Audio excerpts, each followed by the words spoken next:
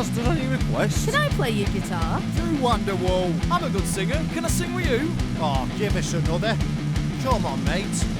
One more song. One more song. One more song. One more song. One more song. One more song. One more song. One more song. One more song. One more song. One more song. One more song. One more song. One more song. One more song. One more song. One more song. Right, welcome to the One More Songcast. My name's Luke. And I'm Lee. Today we have our fifth guest today? It is our fifth guest. And it's the final episode in our sort of series as we move on to part two. So we've got the popular singer-songwriter, Just George. I'm under strict instructions to call her Just George, not Georgia. Before we start, what's the meaning behind Just George? Has it got a meaning or? So when I was younger, my mum and dad used to call me Georgia but kiss a lot. And I said, no, I'm just George. So then from that's where the name came from, Just George. Okay, yeah. So there is a bit of meaning behind it. Is there any meaning like, you're not you just are who you are kind of thing? You're just you. You're living your truth. Yeah, your truth. Yeah. No, it's just that, basically. I'm just George. That doesn't mean low battery, does it? No idea. Could it mean on the air? It could mean on the air, yeah. Right, so we start our podcast with the same question, and it is, what does music mean to you? It's a bit of an opener. It gets you thinking a little bit. I don't know, I guess I've grown up with music from like my mum and dad. So whenever I listen to music, it tends to be from like what my mum and dad used to listen to when they were growing up, because obviously that's what I've grown up with. Yeah. But I guess like music is memories. Do you know what I mean? Like I think like when you play a song, you associate that song with like a memory or something that's happened to you in your life. Like I don't know about anyone else, but I definitely, I've been through stages in my life where I've listened to different songs and I've connected with them in different ways because of what's been going on in my life. So, I guess like music is therapy in a sense. Definitely. Yeah, I mean that's actually come up quite a lot in everyone's answers. But what was it your mum and dad were listening to that you were connecting with first? My dad was a mixed bag really. He used to listen to like like alternative 80s, like The Cure. All right, yeah. So then my dad's like into all that alternative rock, but then he still plays it every day, Faithless. Right. Like Insomnia. And if we ever have like a do at home or we're just having a few drinks, there's no doubt my dad will be going round garden to Insomnia with his little Bluetooth speaker. Is that I Can't Get No Sleep? Is that yeah. But what my dad used to do was he used to drop me off at school in front of everyone in his car with Faithless blasting, and when I was in like year 9 I thought it was really embarrassing, and I was like, stop playing that music, and I'd get out and I'd be so embarrassed. But now I'm like, I love these tunes. You're pogoing around the garden with your dad as well. But my mum likes she's into all like the 90s acid house and all that sort of stuff. And that's interesting. I wouldn't have put Donna in that bracket, to be fair. no. But they like all sorts like Beautiful South and stuff, because that's their era. So yeah. But then also my dad, he's grown up listening to like, I'm going to tell you my dad's age now, and he'll probably have a go at me, but like my dad's granddad, who he was brought up by, was during the war, so he likes all that sort of music as well. So that's where my influences come from music as well. Cool.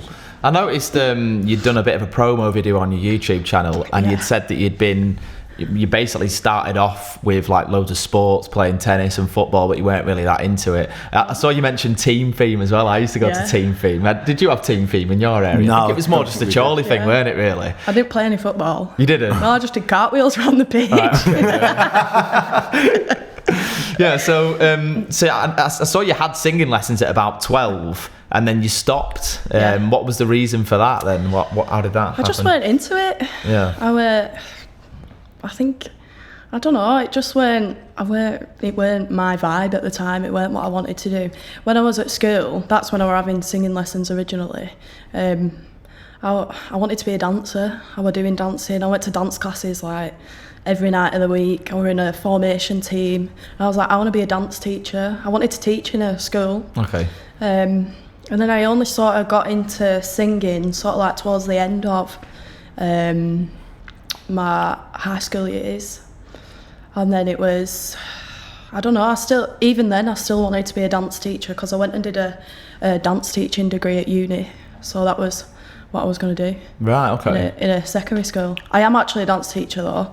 I've got my own dance school that I run on a Saturday and a Wednesday, so I do still do that. Right, so it was more dance that was your first passion then? Yeah, absolutely. I've danced since I was about 3. I did ballet, tap, modern. Okay. I went on to do all sorts of stuff. Oh, that's interesting, yeah. So when you've had your singing lessons, what sort of thing were you actually wanting to sing when you went back to it later on? To be honest, I weren't sure because I was just singing what everyone told me to sing. What the teachers like? Yeah, I didn't really think I was going to be doing what we're doing now. I was singing at the song rooms, which is over there. Yeah. With so Anna. You sang there from like 18 or? No. So when I first started singing, it might have been around 10. I started having singing lessons with some man, and he's called David. I think I can't really remember his name. I can't remember much about him, but we're a bit of a blur. But so I was having singing lessons with him, and then I stopped because I weren't really. I think we used to sing like Disney songs and stuff, like songs that would suit my age. Yeah. And I was just like not vibing with it, and then. I don't know if you know Joe Keegan. I haven't heard of the name actually. He's an Irish dancer, family friend, and me and my mum and dad went and seen Joe singing, and we was like, oh my god, he's amazing. And my mum went up to his dad Mike and was like, who's taught your son how to sing? And then that's how we got into the song rooms. And my mum and dad have always like pushed me to do all these things. So without my mum and dad saying you go and do singing lessons, I probably won't be doing what I'm doing today. So yeah, it was more of a case of just try everything and basically see what you like kind of thing. Yeah, that's cool. Yeah, it's kind of the good way to do it, I think, as a parent. Yeah, I think just give your kids the opportunity to do everything, like you say. Yeah. And then you'll find what you like. So when you went back to it, then you said there was no intent. When did you start to think, okay, this actually might be something I want to do? I think. Do you know what? I can't remember, but I do think my mum and dad might have gone, you're actually... I think my mum and dad, they used to do showcases at the song rooms. And like you had to get up on stage and sing your own song. And my mum and dad, they'd not really heard me sing properly. And they was like, oh God, what's she going to be like? And they was like, oh my God, you're actually all right. So from then, they was like, we think you should, keep singing. But my voice when I first started singing is completely different to what it is now, because it just improves as the years go on. But have you ever looked back at videos of when you very first started and thought, I did it the other day, I looked back at like a video from about 6 years ago and I was like, oh my God, what the hell was I doing? Like you try and sound like who you like at the time. I think it was George for me. And I was like, homegrown, so obviously, I saw on the promo videos, you'd said that one of your very first lessons, your mum and dad was stood outside the window listening to you, and they were like, oh, not sure about this, but yeah. Yeah, they were. So what did Anna do? What were Anna's singing lessons like to keep you interested in that? Because obviously you said you weren't feeling the vibe, you were doing Disney songs. What was she getting you to do differently, would you say? I guess I could sort of feel the improvement week on week, whereas before I just sort of felt like I was just singing songs, whereas I think Anna actually teaches you how to use your voice properly, because obviously it's a muscle. And they give you like sort of like, what do you call it, not the terminology, but techniques. Like techniques behind like what it is that you're doing and how to actually utilise your voice. Bit of the science. Yeah, which I think is really useful, because I didn't even know that your voice was a muscle. No, I wouldn't have known before I started singing. Oh, okay. Yeah, I think that's what I learned as well, because I went with like a classical teacher. It was just simply exercises, not even working on songs or anything. And then like you say, yawning into stuff and all that, it definitely did open my eyes a bit as well. So you said then that you went from basically having these lessons to just one day deciding that you're going to do Chorley live. Is that right? So was that your first gig in front of people? Yeah. Yeah, and so... I don't know why. So what was the thought process behind that then? I just threw myself into it. Yeah. I was like, they put a post out, I must have seen it on Facebook, and they were like, oh, apply for this, you know, we're looking for artists. It weren't paid or anything, and I just thought, I'm going to do it. And that was that, and I went home and I said, Mum, I'm going to do Chorley live. And she went, what? I was like, yeah, I'm just going to do it. I'm going to put half an hour together and I'm going to go and sing. And I absolutely crapped my pants. I was shaking like a leaf. But yeah, and I just went and did it. I don't think I have much thought process behind those things. I just go, boom. That's probably not a bad thing. I just do them. Yeah. I always find that I put myself in really like stressful situations. But I think I like it.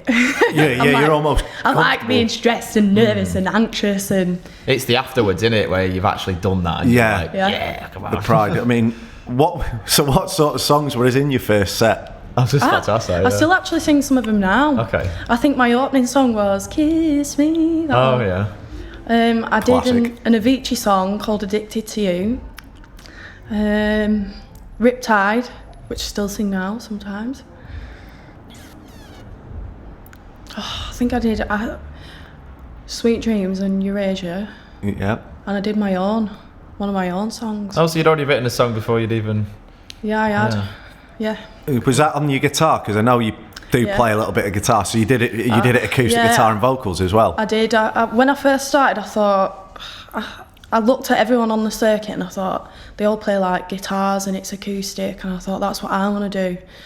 But then I was like, maybe it's not, because of the sort of music that I was doing, because it's a little bit, you know, it's really dancey, and I feel like I'm not like saying that people who play guitars it's not good or anything. I'm not saying that at all, but I feel like with a guitar, with certain styles of music, you lose some of the elements of, you know, the track. Yeah. If it's not with a backing track, especially like dance music, because it's beat driven. Yeah. And I mean, you can recreate that with like a loop pedal or something, but it's just not the same. No, that makes sense. Yeah. Yeah, with them genres particularly. So Chorley live, then how did it go? How did the actual gig go?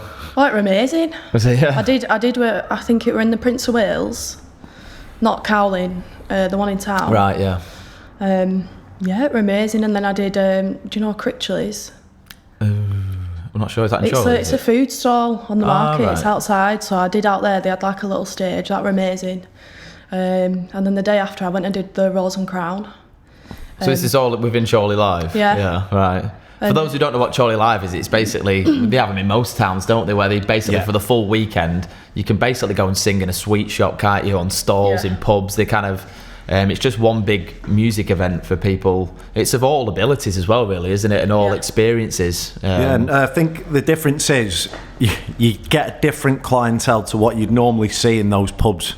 Yeah. Anyway, so like we played Sam's Bar at Chorley Live last year, and we've been back twice, and it's just the people that were in there on Chorley Live are not in there now. Yeah, so you do get to. It's a strange one. But I got my first paid gig from doing the first Chorley Live, so that's how I got into the Rose and Crown. So it basically moved from you biting the bullet and going and doing that gig to then getting a paid gig. So I imagine that was pretty, what's the word I'm looking for? Confidence boosting, basically. Yeah, amazing. You've gone from not really performing in front of anybody to then getting a paid gig, so that's cool. Yeah.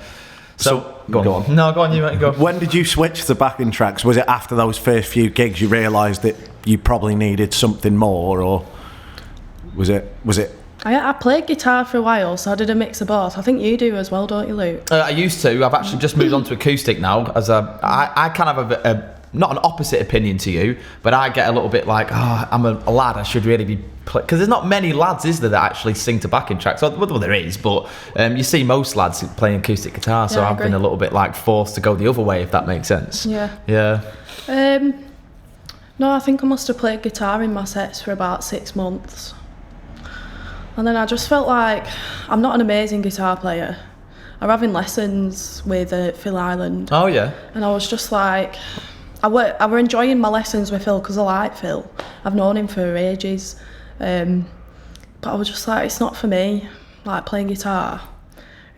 I weren't enjoying actually playing guitar live. I preferred it. I like dancing round and, you know, like connecting with my audience. And I feel like, not that you can't connect with your audience, but I feel like if you're holding a guitar, I can't like bounce around and dance as much. And I can't go out into audience as much and, you know, connect with them and have a dance. And obviously, as I said, I felt like with the genre of music that I was doing at most venues, it weren't suited. Yeah, so, it's an interesting perspective, because I kind of hear it from the opposite side, which is interesting. It is interesting, yeah. Like I get that. I love live music, like obviously playing a guitar and vocals, and obviously like having a live band and stuff. You can't beat it, but yeah. It didn't work for you, basically. That's the main thing. You felt like it limited you. I mean, there are ways around that. You can get wireless systems for your guitar, but you have to get the right one. It can make it very difficult. It's interesting. I know we're going on a bit of a tangent, but whilst we're on this topic, I've been playing in a duo with you recently, haven't I? And my granddad started coming out on drums with me as well. So I did a gig with you on Friday, didn't I? And then a gig with my granddad on Saturday. And then I went back to going on my own on Sunday. And I was like, oh God, I hate this. I was like, it's so bare. It's like you get used to it. And then when you step out of that and come back into it, you're like, oh my God, you know. See, I've never performed with anyone else, really. I've only always performed on my own. Yeah. I did at one point, before all of COVID happened, I was going to start like a little band. I had a bass player and a guitar player and me on vocals. And I was just like, I can't find reliable people to stick with me and all be at a rehearsal at the same time. And I'm like, what if we turn up to a gig? I was in an originals band.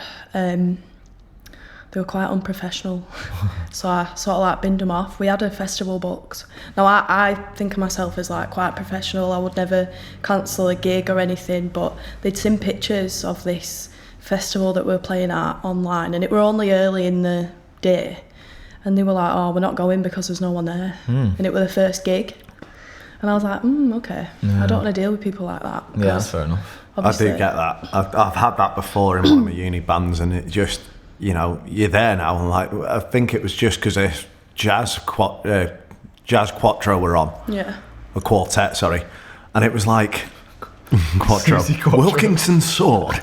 Now, they were on, and one of the guitarists loved jazz. And was all of a sudden like, oh, we can't follow them. I was like, why are we even comparing? We're a fucking rock band. I know. It is stupid how people just get to a gig and they think, oh right, we're playing to no one. Like, it's somewhere to start, isn't it? I know. Definitely. I think you get gigs like that. Like, oh God, I can have one gig one night on a Friday and it'd be absolutely rammed, and then comes to Saturday and there's 4 people there. Yeah. I've sang to no one. Like, there's literally, my mum and dad. Hey, George. How did you deal with that in the early stages? Because it's a very difficult thing for a lot of people to overcome, and it actually puts a lot of people off. Yeah. Do you know what? It doesn't actually bother me. It really doesn't bother me. Like, I don't know. I don't mind. Obviously, it'd be better if there were loads of people there, but it is strange. I found when I was in that transition between guitar and backing tracks, I'd hate singing to backing tracks when no one was in there because I didn't know what to do with my hands and stuff like that. Do you get what I mean? Yeah. Sometimes the guitar's a hiding place as well. It's a strange one. But go on. I think because I'm a dancer originally, I know what to do with my limbs. Someone else has said that to me. They was like, it's great that you know what to do with like your arms and your body and stuff. It was like, we just don't know. Yeah. Go to some dance classes. Well, yeah. I'll teach you. I suppose they do intertwine a little bit, don't they? Class tonight, Wednesday. All right, yeah. I'll see what I'm doing. Bit of ballroom and I'm at rehearsals, unfortunately. Push off. It's Saturday as well. How did it go then so you got your first booking at the Rose and Crown? I think that was my first gig as well. I feel like we started at similar times, to be fair, about 2018, 19, something like that. Yeah, right before COVID. Yeah. So I actually got loads of gig bookings. I'll tell you how I got all my gig bookings. So me and my mum sat down and I was like, this is what I want to do. And obviously you message around venues, that have live music on like Facebook and whatever. A lot of the time they don't get back to you, which is really crap as someone who's wanting to start out as an artist. And you're like, well, what do I do then? And the only other option is to go in and speak to him in person. Yeah. And I was like, oh my God, like that's really daunting. Yeah. You know, like going on your own, speaking to someone. And my mum was like, well, I'll be able to do it. My mum can sell snow to Eskimos, by the way. So did you go with her then? Or did she just do it for you? She was selling me. So right, okay. I was What, and you like, just stood there with your head down? no, I was like, Please love me. this is just George. But yeah, my mum used to do sales. So she's like, yeah, this girl's singing in your pub. And my mum was literally like, I'm not leaving till I get a date booked in for my daughter. So that's how I got all my gig bookings at the beginning. I see. But then we got all them, and then COVID happened and we lost them all. So then when we came back, we had to like rebuild. And that's how the collective started. So obviously, when you came back from COVID, you then started running open mics, didn't you? So Yeah. where did that come about? Or how did that come about, we should say? Where was my first one? Might have been the Crown in Chorley. I can't remember, I think it was from like a networking perspective. And obviously the flip side of it was as a singer you need work as well. So obviously like running open mic nights, and we were just started sorting the collective, and we sort of had artists coming through there, so that was sort of like linking into doing the open mic nights. And yeah, it was a bit of networking, and then obviously I needed some work during the week, and if I could get it I would do, but yeah. Just to rewind you a little bit, because we're trying to keep this section to sort of early days. We want to go into your agency and everything. What you obviously got your gig at the Rose and Crown, that went well, you got paid for that, then you maybe got gigs off the back of that. What did you find your challenges were in the early days of gigging? Let me think back. Or was it all just plain sailing? I mean,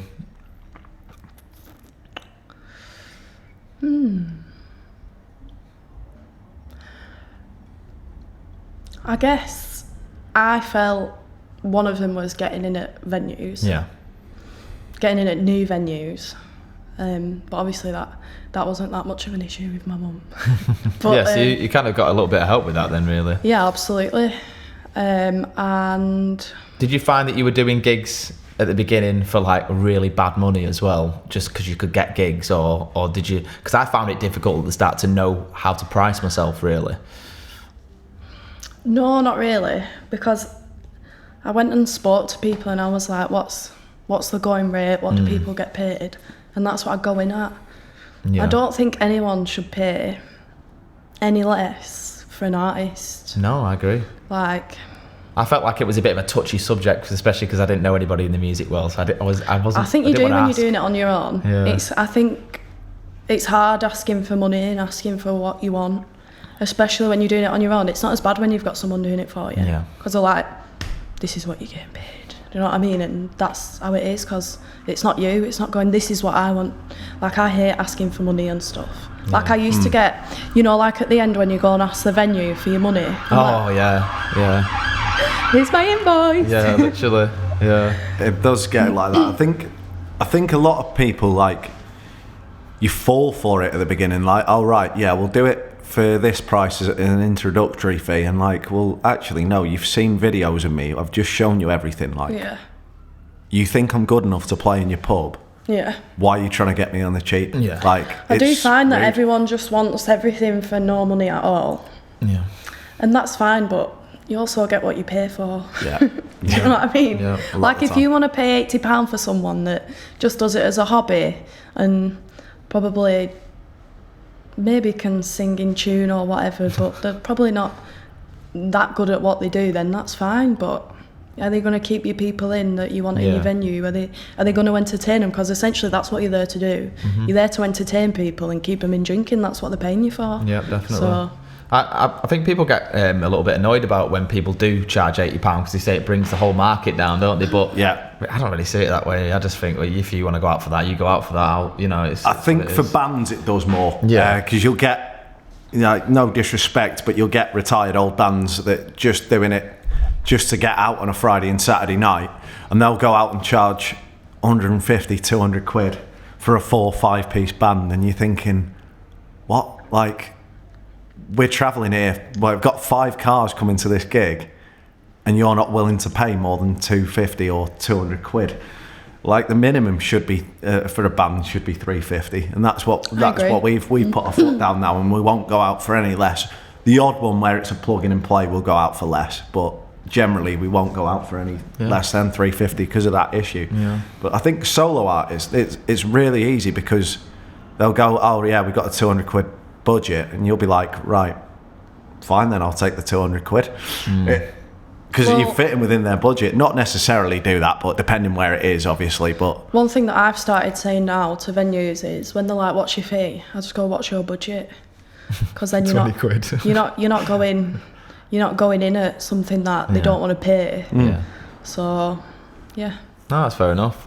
So during that time then where you're starting to push for venues, your mum's starting to get you into regular gigs, were you working jobs as well to subsidise for that? Were you going to uni at that time as well and balancing all that? I was at uni. I think I was in my 3rd year, so I was doing my dissertation at this point. And what were you studying at uni? Dance teaching. Right, okay.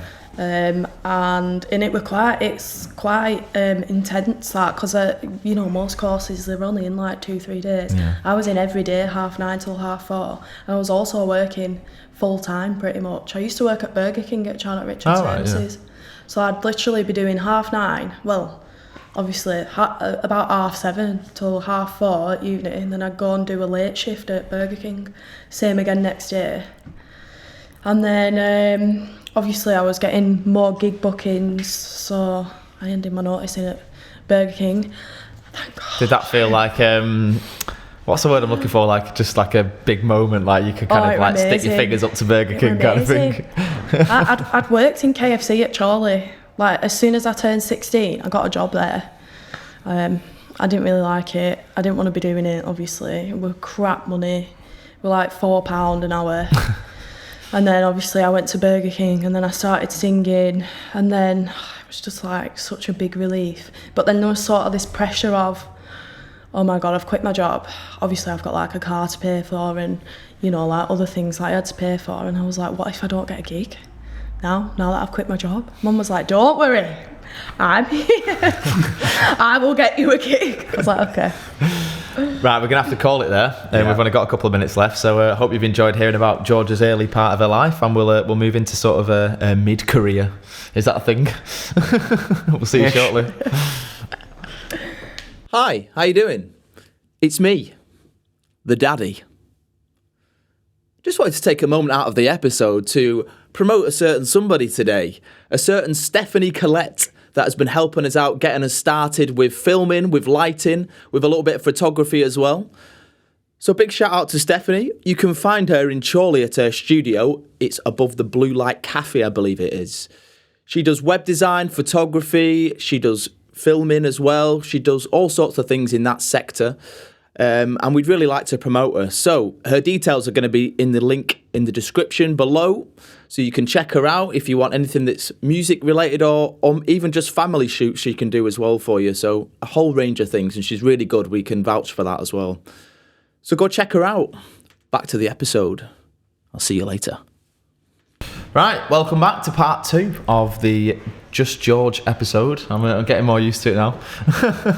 So we've talked about your early experiences with music and sort of how you got into gigging, basically just threw yourself into it. What were your challenges? We've talked about your early challenges, but what was it like getting used to like equipment and sound and that kind of thing? Because that was one of my struggles in the early days, and I had to get a bit of help with you from that as well. Was that tough? Oh, I've definitely had issues with sound. My first system that I got was like an all-in-one PA system. Is it Behringer? Yeah. Is that how you say it? Yeah. Behringer.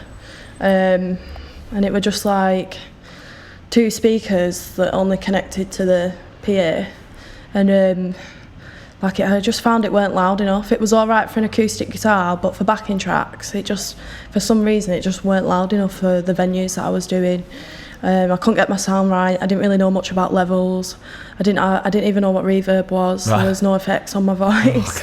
And then it wasn't until someone came and listened to me and was like, you sound all right, but you could sound a lot better. And then they sort of like taught me a lot about sound. And I got a new system. I've got 2 altos now. Oh, yeah. Which I love. They're great for singing. Yeah, definitely. But you do get a lot of people that have different opinions. And there's a lot going out using them. Yeah, there's a lot of contradictory advice with sound and tech and that, isn't there? And that's quite tricky definitely. Sometimes. Were you getting a lot of feedback and stuff like that? That's what I struggle with. I bought a new sound system, turned up to this venue, and it was like boom, boom. When I was like, everyone was clearing out the pub, and I'm like, oh my god, what do I do? Well, I weren't getting feedback. It was just sort of like cutting out. It was cutting out on my original speakers because it was clipping. So if my voice was too loud, which it needed to be because you couldn't hear it over the music, it had then cut out the sound, and I was like, I couldn't work out why that was happening.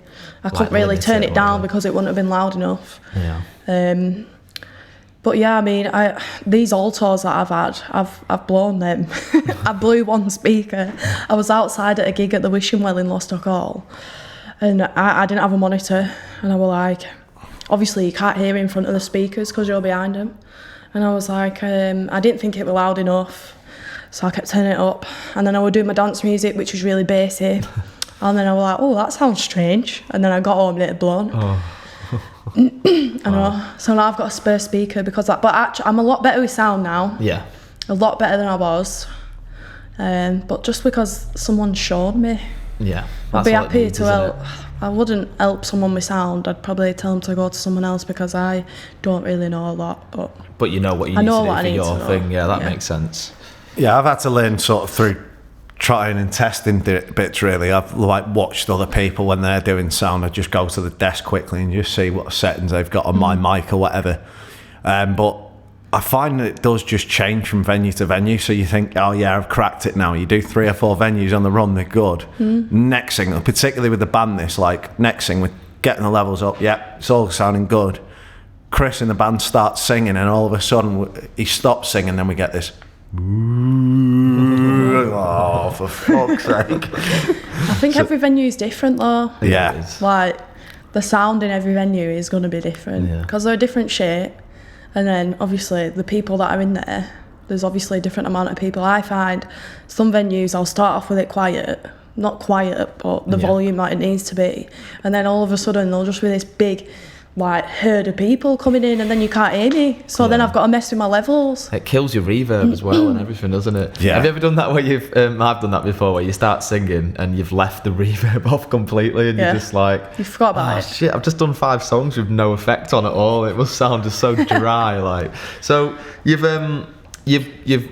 stuck your fingers up to Burger King. You've started to go full time. Do you feel like in those places as well, they're just so rude to you, aren't they? Like when you work in Burger King, and then do you mean customers and staff? To be honest, I used to work in the Harvester. I used to get into clashes every day because people talk down to you. And I was the same. I come out and I'm like, right, I'm sort of going with my own business now. I can kind of be my own boss. Did you feel a little bit like that when you? I used to leave those places feeling so deflated. Yeah, definitely. You just feel like you're a number. Yeah. And I just hated it. I enjoyed the actual work, but the people that I was working with everywhere I've worked, and I started feeling like it was me. I was like, is it me? Am I the problem here? But I was like, I just think, I don't know, they don't treat you with respect. No.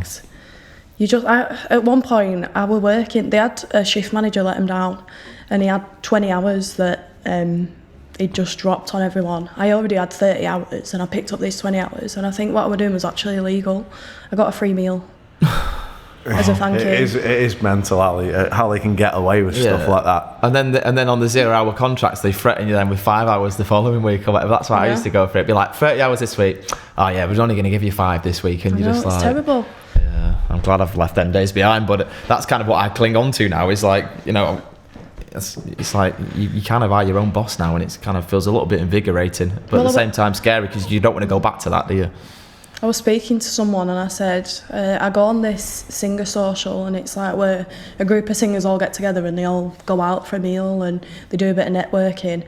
And I said to this girl, I said, do you not get some gigs where you're just like, I can't be bothered? Because you do. Like, even if you're just doing a normal job, you get days like that. And sometimes I'm just like, I really can't be bothered with tonight. And she said, yes, but I remember where I've come from. And I just remember that I'm so grateful that I'm doing what I'm doing and I'm not working in my local Tesco anymore. And I was like, true. Okay.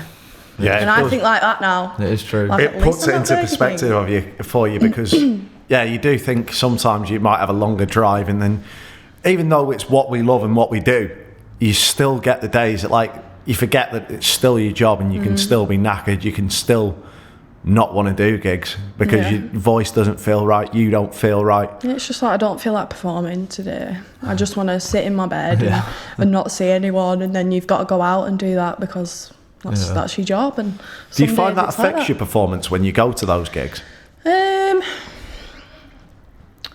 No, I think I've just, once I'm going, I'm fine. I think like if I'm in that mood, like I'm like, but first few songs, it just takes me a little bit longer to get into that headspace of, come on. It is the thought of it sometimes. I think sometimes like I'll just do the first 3 or 4 songs when I'm really not that bothered.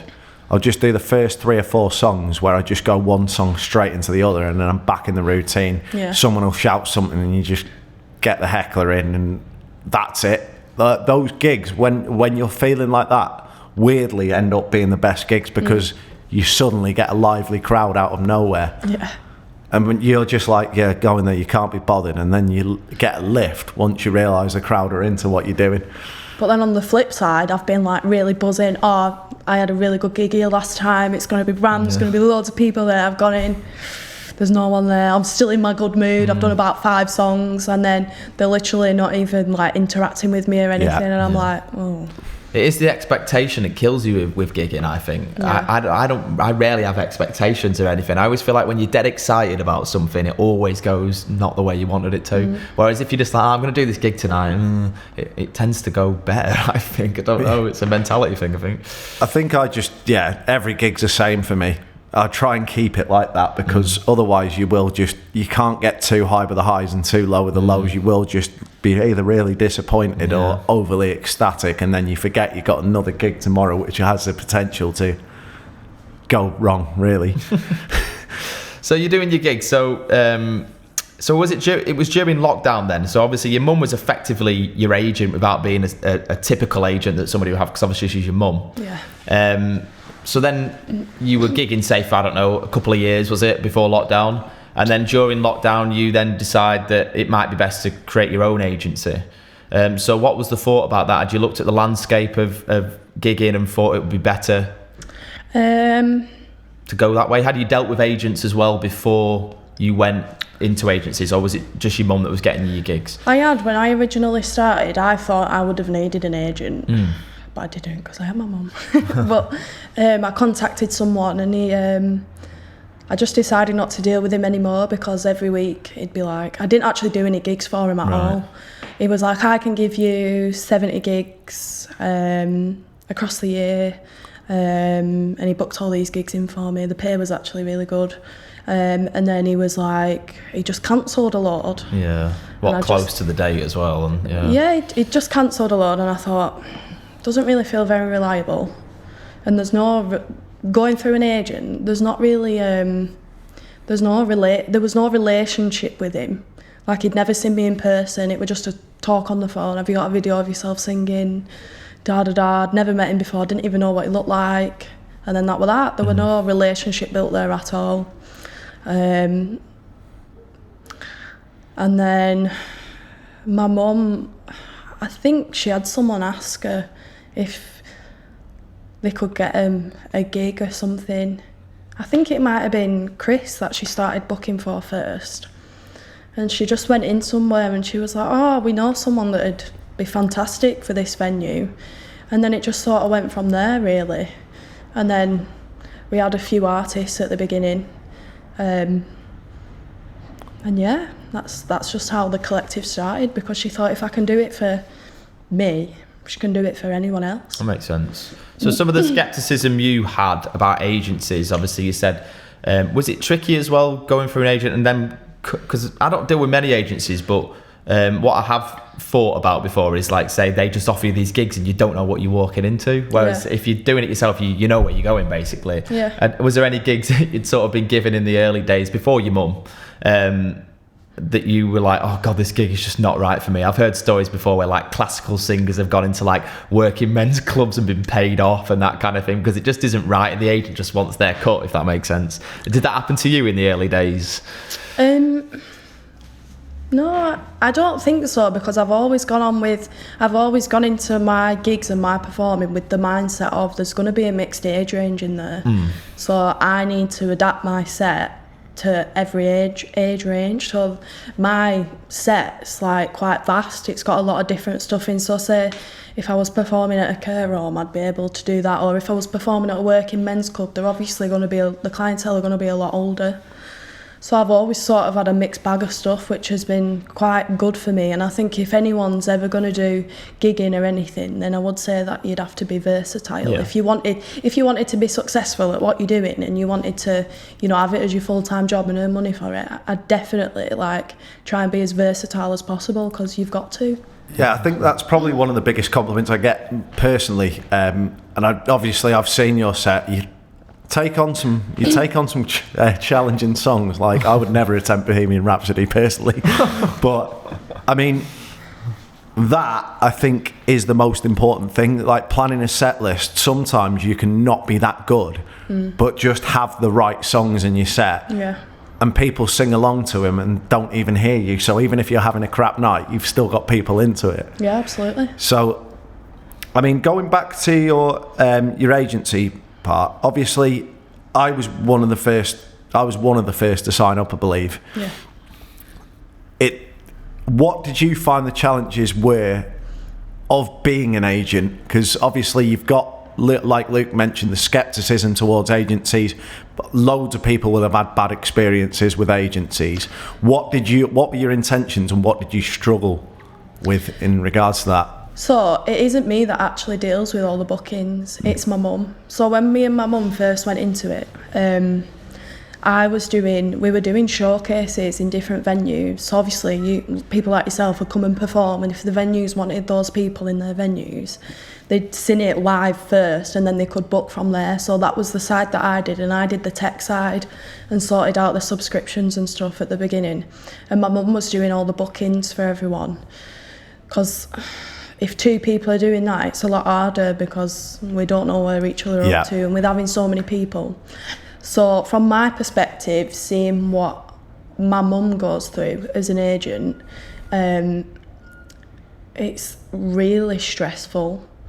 So obviously, I think as a performer using an agent, you only see one side of it. You see, they've booked me a gig, that's it, I go and do it and I get paid. But what other people don't see is all the cancellations behind it. Like if someone cancels, say on a Saturday night, that's then on my mum. Or if someone's ill or if something goes wrong, they ring up my mum, someone's not turned up, or someone's been double booked, or this or that. And then you've got to spend hours then sorting something else out and sorting everyone out and making sure everyone's happy with the service that they've got. And I think the other thing is artists going behind your back as an agent, and it wasn't something that we thought would ever happen, but it does, and it happens all the time, and it's always the people that you trust the most. Right. They go behind your back. I don't think people understand. So we work on a basis where we're quite close with our artists. We have a good relationship with them. We speak to them on the phone. We work out what they want, and we try and do what's best for both of us.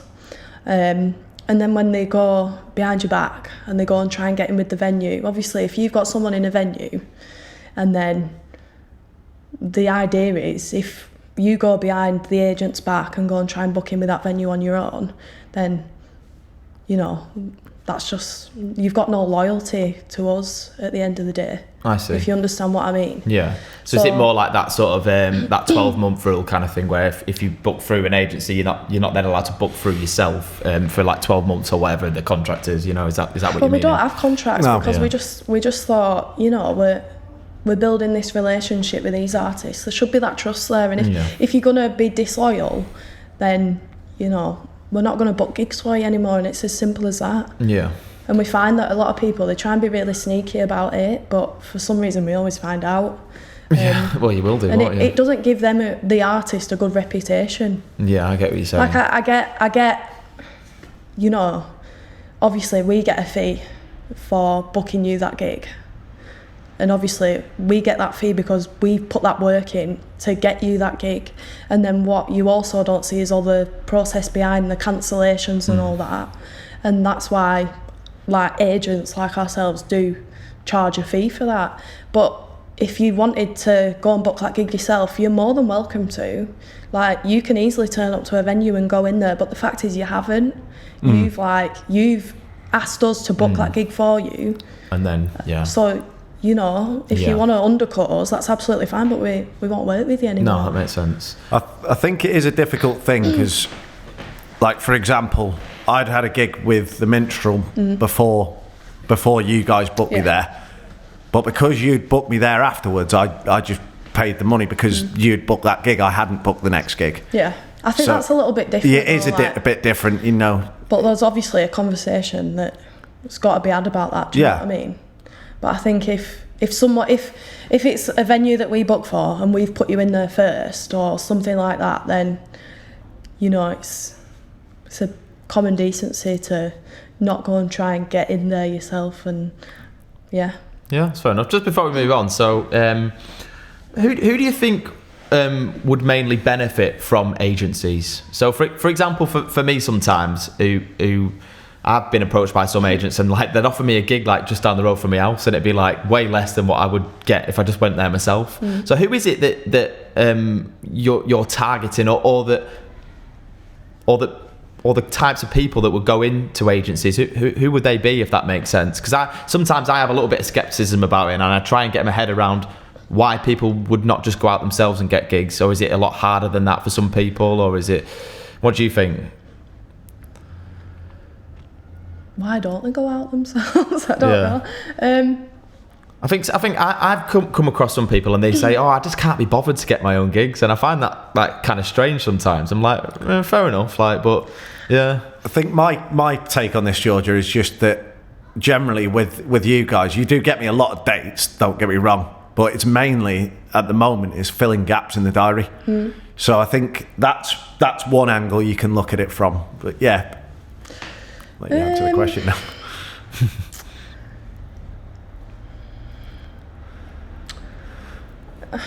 I don't know how to answer that. I guess for me, at this stage, if I was going to an agent, I would be doing it because I'd want to get in different places that I'm already in, and see what another agent could offer me, if that makes sense. Yeah, maybe somewhere you don't regularly gig, or like a different area. But I guess like people, maybe they don't have time to go out and get their own gigs, but if it's your job, then that's part of it, and that's what you should be doing. But I guess again, some people just haven't got the ability to walk in somewhere and, you know, get a gig at a venue. It is tricky. Like I've tried it myself, and that's why me and my mum have done it together, because I went in a few venues when I first started. I actually went round Chorley, and I must have gone in 3, and I tried getting a gig there on my own, and I didn't get it. And my mum was like, once you've been in one, she said it's really hard to go in again and try and get a gig because you've already been in and you've set that. And she was like, I'll be able to do it, and she was. So I don't know. I suppose if you went in again, you would feel like you're nagging him. Do you know what I mean? I try and message a venue once, and I won't message him again for another couple of months. Yeah. And then I'll just send a message, hi, sorry, I'm just rebooking the next load of dates. Have you checked the dates? These are the ones I've got left. Yeah. Generally, the second time I do get it, But if you don't leave that gap, you can seem a bit needy and desperate, and then that sends a red flag to the venue. So I do get what your mum's saying there. Please. I do know people that do like message venues every day, because I've heard back from a venue saying, "Oh my God, this person keeps messaging me every day, and it's really annoying." So, don't do that. Yeah. Just the biggest hope you can get from somebody who's starting out is like just going down well in a venue often leads to repeat bookings, people seeing you for parties and whatever else, and that's kind of how you get the ball rolling. So like you were saying before about singing to 4 or 5 people, like you have got to, I know it's really cliche and everybody says it, but you have really got to pretend that it's bouncing, haven't you? Because people are watching you even when you don't think they are. Absolutely. It's one of them. So you've created this agency. How did the open mics then come after that? I can't remember. So you're obviously building networks at this time as well. Yeah, I think we were about the same time that I were doing the open mics. I think we actually had people coming to the open mics, and my mum was obviously coming down, and we were being like, "Oh, they're actually really good. We could definitely book gigs for that." And I had a month period where I was having my open mic night at the Crown, and I were advertising it as, like we wanted to see artists for booking, and it was like really busy for about 4 months, but we must have run out of them all. So, that works well for everybody, then, doesn't it? It's kind of seems like it's all kind of all run smoothly or merged together sort of thing, really. Yeah, because open mics, you can just go to some and then nothing comes of it. Because I've sometimes gone to open mics to try out new areas, or like now generally try them to.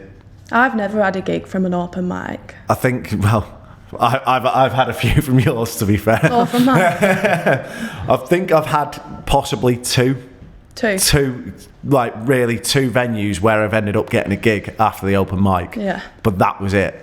I mean, it's so hard because, well, you've just played in my venue for free. Why would I pay you now? Yeah. I 100% get why they wouldn't, in a way. In my head, though, it would make sense if someone goes, "Oh, he's really good, I'll book him." But maybe it doesn't work. I've not been to many, to be fair. I've been meaning to go to Chris Higley's for a while, to be honest. At the doghouse. Yeah, I've not been yet. But it is one of them where I think you've just kind of got to use open mics really to try out new songs for me now, because there's most places probably won't end up with a booking.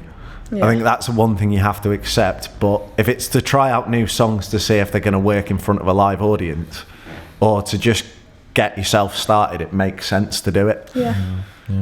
So during that time, then it seems to me like everything's sort of running pretty smoothly. It's all kind of falling together. Yeah. Obviously, lockdown as well. We've only got a couple of minutes before we have to break. But was lockdown like obviously you're planning this agency? I'm imagining that some money has to go into that agency then before you then start back up after lockdown. So were you a bit scared about coming back to gigs and what the scene would be like and that kind of? I was a little bit apprehensive about it. I got a few care homes and whatever else, but nobody really knew, did they, what was going to happen after lockdown? And what were your thoughts going into? I was pretty excited, to be honest. I was like raring to go. Yeah. When I first started, I were only just at the beginning of my music journey, so I were ready. To be fair though, the whole time I was in lockdown, I didn't sing at all. So when I did go back, I was struggling. Yeah. Like it were horrendous. Lost my voice. Yeah, I did as well. Singing like that. Yeah. I was like, what's happening? It's weird that, isn't it? I had the exact same experience when I came back. You just it lasted forever. Yeah. I thought there was something wrong with me. Yeah. I was like, there's something wrong with my throat. It was horrendous. But yeah. I think me and you spoke because I went to your open mic at the Pleasant Retreat. Oh, yes. I said, what have you found after lockdown? Because I seem to be busier than ever. Yeah. Yeah. And I think you said the same thing. It was really weird. It was almost like people who couldn't get gigs before, it was a perfect time to come back because loads of gigs were getting cancelled due to COVID and you just put in for one. Yeah. If you were quick on that message button, you were getting the gig straight away because people were just desperate to get something on. It was all garden parties from what I remember. Yeah, a lot of garden parties. Yeah. That's cool, right? We'll call it a break there, and now we're going to go into the second part in more of your songwriting and where you've moved on from there. So yeah, good stuff. Yay. See you shortly. Hello, it's Lee from the One More Songcast. I do apologise about interrupting your episode, but this is a public service announcement. No, we need people to like, share, subscribe and follow us across social media, YouTube and the podcast platforms. It would really help us to reach more people, reach musicians like ourselves and reach just people who like listening to podcasts. So, across TikTok, Instagram and Facebook, you can find us at TomsCast1 or just simply the One More Songcast on YouTube or your favourite podcast platform, including Apple Podcasts. So, don't forget to download, rate and review on your podcast platform. Get in our comments, like, share, subscribe on YouTube. And also, just follow everything we generally do across social media. Cheers. I'll let you get back to your episode now. Right, welcome back to the One More Songcast. We're into part 3 of the episode now, and we are mainly going into the songwriting side of George's music career and talking about maybe a little bit about the fashion side of things as well and the struggles and the different life you have as an original musician compared to covers and whatever else. So we'll start off, Georgia, on your promo video. You can tell I've watched the full video. You said you don't want to be singing the likes of Eurasia all of your life. You want to be singing your own songs at your own gigs, which I can totally understand. No, I'm not going to start on a negative. What I'm going to say is, if you do have to, if you don't make it in originals, would you be happy singing Eurasia for the rest of your life? Yeah, absolutely. So, obviously, my gigging, what I do now, that's my job, and that pays for me to be able to be creative and go and make my own music in the studio. So, obviously, for that, I'm like forever grateful for everything that I've got so far. So no, I'd be absolutely happy doing that for the rest of my life. But obviously, in an ideal world, I want to be going out singing my own music because it's what I'm passionate about. I'm passionate about gigging, but obviously my own songs. It'd be amazing to be at like Glastonbury. I think I spoke about this with you, didn't I? And like I've been everyone singing my own songs back at me. But if that isn't the case, then that's fine. No, yeah. I think I had to get to the similar space because before this, for years, I'd just been playing my original songs in bands. Yeah. And we'd chuck in the odd cover just for our own fun, or when we didn't have enough original songs in the set. And I think it's only happened on a couple of occasions where I've heard a crowd singing back my lyrics to me, and that'll feel better than any cover you ever do. Yeah. What actually inspired you to write your first song? I was going through something at the time, in a relationship with someone actually, and I was just like, I've got to write about this, and I just started writing. And then obviously that was my first song. I didn't actually think anything of it. I didn't think, oh, this is a great song, but I went and showed it to someone. I actually performed it at an open mic night and someone was crying. And I was like, oh, it's all right then, isn't it? And then from there, I've kept writing. I think like for me, it's sort of like a release. Like say if something's bothering me, I will feel like compelled to write about it. Yeah. But now I'm in a sort of situation where I want to keep pushing music out because I want to keep growing my following, and I want to grow my profile as an artist basically. And I'm in a situation now where I feel like I'm like, I need to write because I need to make music, and I need something to put out there. So yeah. Could we just stop the episode very momentarily and just carry it on? I could see that mic going lower and lower and lower. We'll have a very quick break. Right, good? Yeah, we're back. Right, okay. So Georgia, sorry, you said your first song was about heartbreak. You said you wrote music when you were about 12, didn't you? Or was it? Well, you said one of your first songs you ever did in a set was like an original. Oh no, that was at Chorley Live, weren't it? So it was like 18, 19 sort of thing. So right in the peak of like teenage heartbreak and that kind of thing. So yeah, I think I was about 18 when I wrote my first song, maybe 17. Yeah. Okay. So did you actually, when you were obviously planning that set for Chorley Live, what were your apprehensions about putting it in, or was it just that same fearlessness? Obviously, I'd only ever sang my own song at an open mic, but I think because of the reaction I'd already had to my own song, I sort of had that reassurance that it was going to be all right and it was going to be well received, if you know what I mean. So, I mean, yeah, I think performing your own song, I always find when you go out, I don't like singing my own music when I go out and I'm in a pub or in a bar, because I just think they want stuff they can sing along to. That's a tricky If bit. it's not upbeat, they can't dance to it. So then for those 3 or 4 minutes that you're singing your song, they just disengage. And it's quite understandable, because I've been there myself. I've been and watched someone, they've sang the original song and I've sort of like disengaged because I don't know it, I can't sing along to it. That is the tricky part, isn't it? It's definitely tricky. I think I have chucked a couple in every now and then, and it's just a case of reading the crowd. If you can see that they're actively listening, and then you say, "Oh, do you know what? I'm going to do one of my own original ones. Is that all right with everyone?" Like, you see their ears perk up and go, "Oh, yeah, go on then." They almost want to find out what you're about. I do also think if you've got everyone up dancing, I get a bit worried. Like, everyone's up dancing, and I've got like some quite upbeat songs, and then I'll be like, right, I'm going to do one of my own, and I'm like, oh my God, what if they all walk off and leave? Is that They don't know it. Yeah. Like I've had dance, tunes that I think everyone knows, which I know they do, like Castles in the Sky. I was performing at a pub once, and she stood there and she went, I don't know this. And I was like, you don't know Castles in the Sky? Yeah. And she walked off because she didn't know the song. Yeah, that all happens all the time, doesn't it? And that's we'll get onto this, but that's why the cover scene, you're very much in a box, aren't you? Yeah, absolutely. These are the songs that I can maybe go outside that a little bit, but anything that is remotely outside the box, it's like you get pushback on it, don't you, all the time? So it is tough for an original song as well. So how do you find it then? So you've sort of been writing since you were 19. Obviously, you don't particularly, you say you play guitar a little bit, but you maybe don't mess with instruments as much. So is it all lyric based? Is that how it all comes to you, like when you write a song? So obviously when I first started writing my own songs, I was using the guitar to sort of like create a song.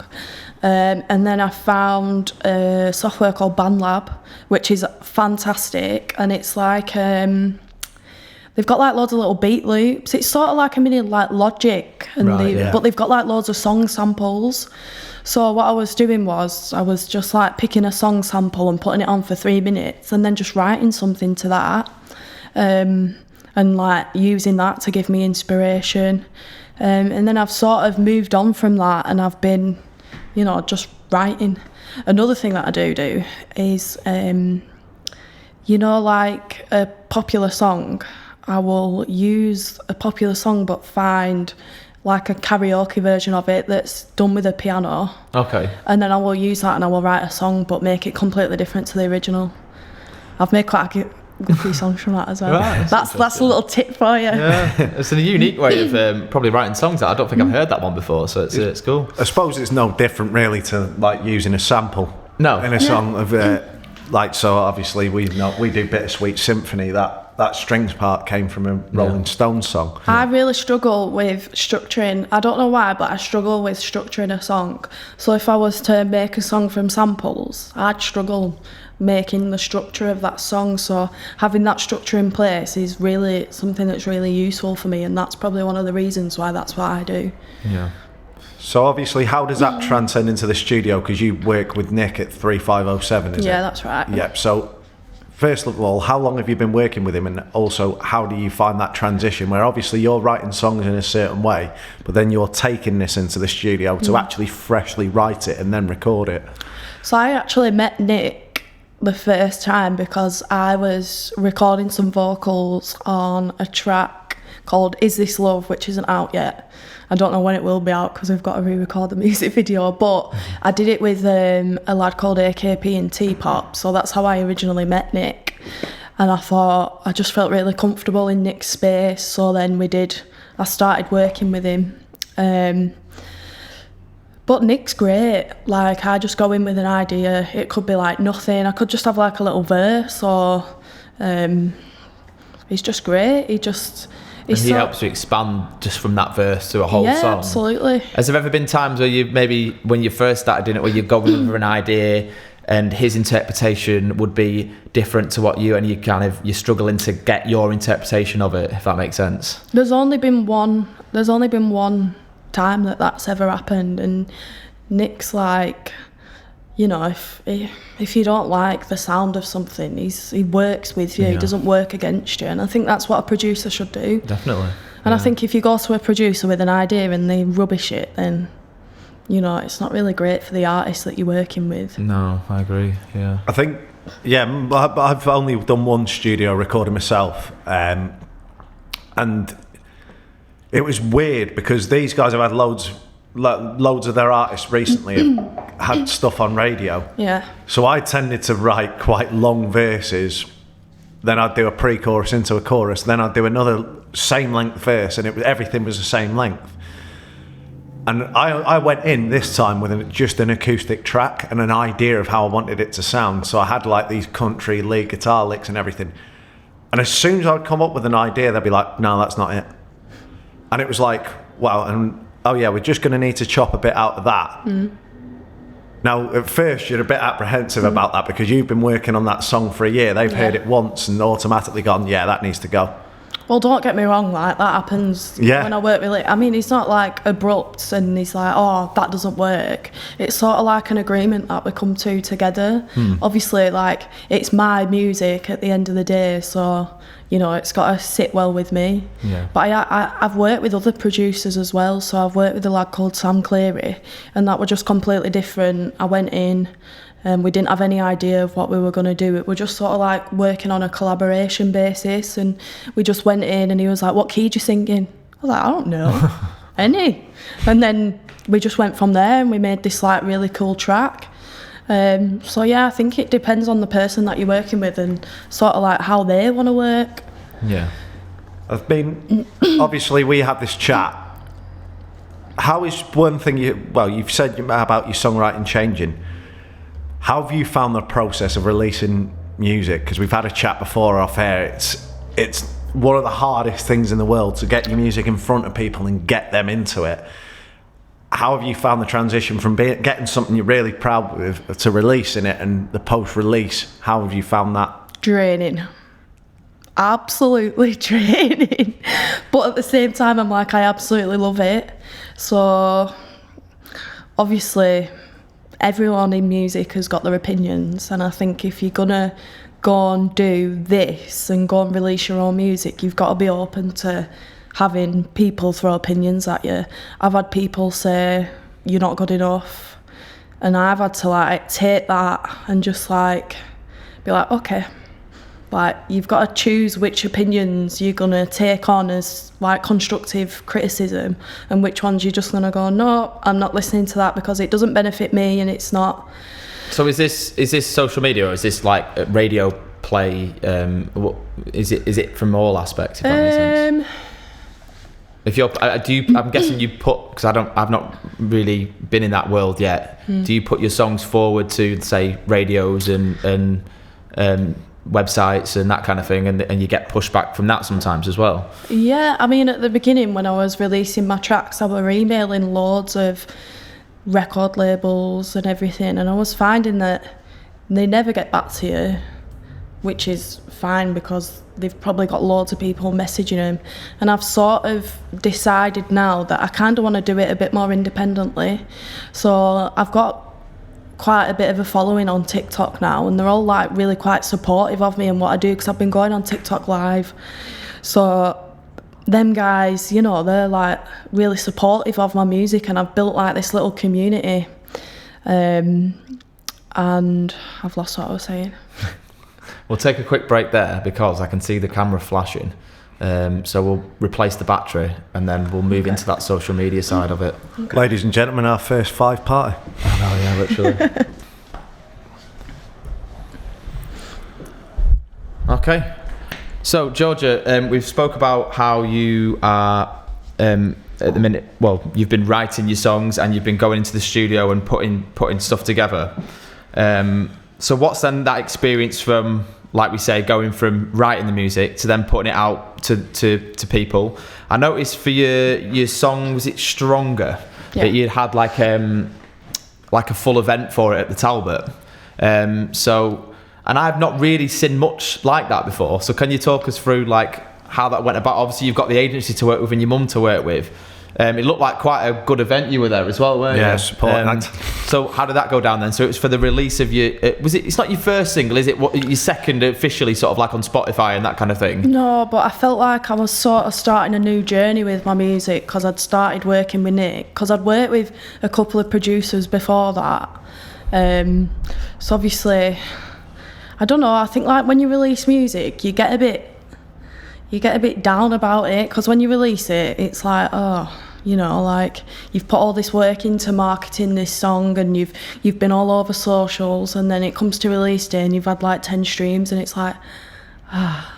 And then I was like, well, I'm going to start making a really big thing of this, and I'm just going to really go for it. And if no one's listening, well, there is people listening, but, you know, I'm not obviously getting like tens of thousands of streams. Yeah. Like, that's all right. I think with music, it's a work in progress. But I think you've just got to keep going. So, yeah, I mean, I wanted to do like a big release party.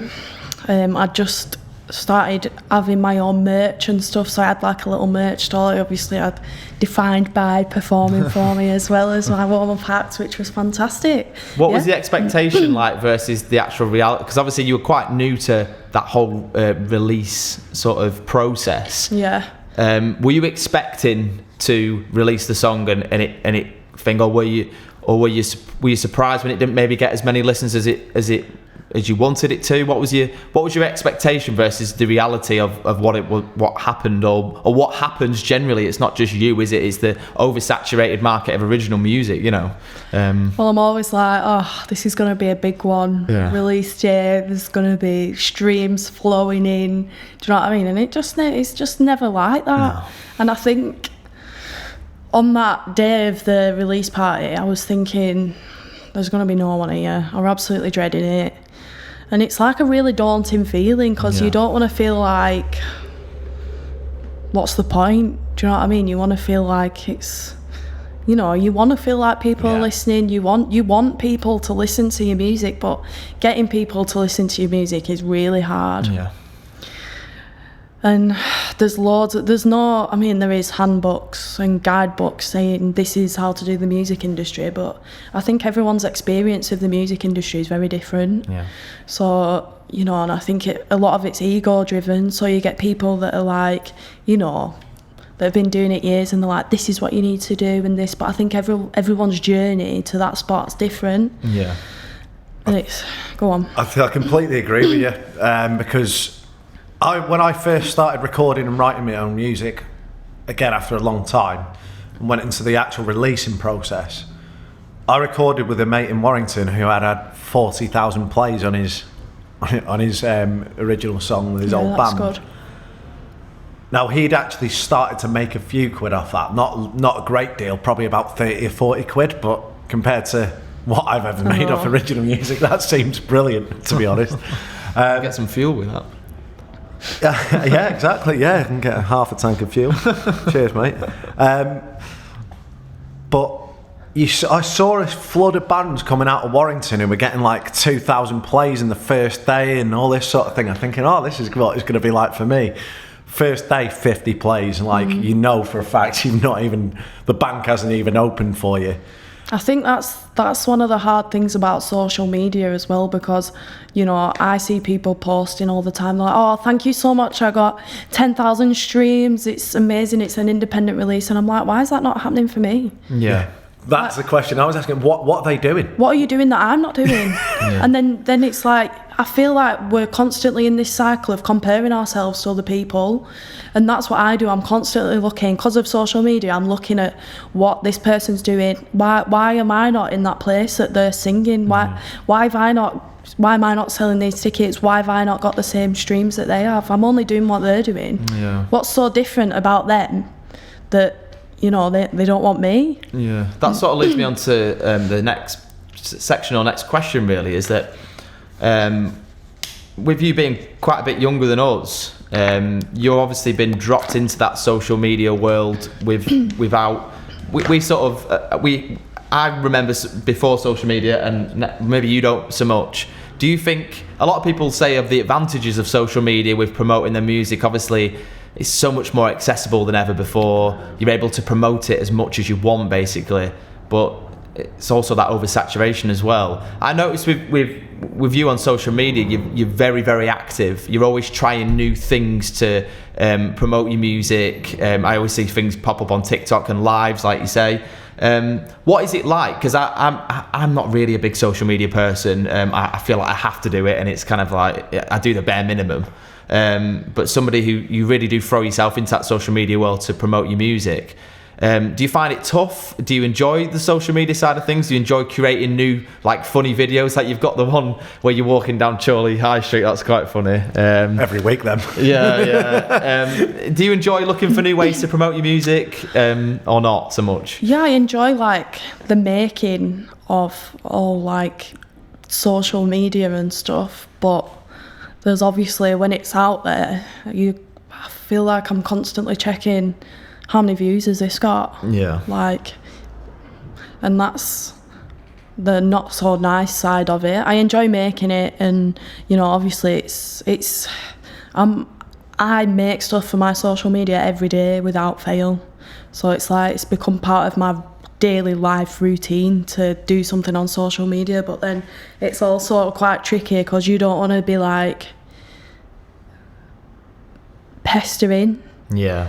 And that's like the really hard bit, and like then people are like, oh well, you've got this free service that you can just promote your music on, and you need to be posting 3 videos a day to be successful and all this. And I'm like, well, it's not really realistic, is it? Tough, yeah. But I heard someone saying the other day, they was like, you spend so much time, you know, like working on your music and working on everything else behind the scenes, then you should be spending the same amount of time working on your social media. Yeah. At the end of the day, like, that's what people see. That's the way the world is now, and that's the first thing that they go to. They will go to your social media. Yeah. If that's not perfect and they don't get a good vibe from it, then they're like, all right then, maybe not. Yeah, definitely. I suppose, like you say, you're pushing that social media side, and it's got so many benefits. But also, the bigger social media presence you become, so like you say you do quite well on TikTok, does that come with negativity as well, with people in comments? Absolutely. And how do you react to that and respond to that? So I started going on TikTok Live. TikTok Live is what's grown my following on TikTok. Is that just doing stuff at gigs or stuff around and about? Or? I just set my camera up at gigs, and obviously people come in my TikTok Live and they watch, and I get followers from there. Sometimes I can get about 20 a night on TikTok, or other times when I was doing Aintree, I was getting like 800 followers every day that I was on TikTok Live.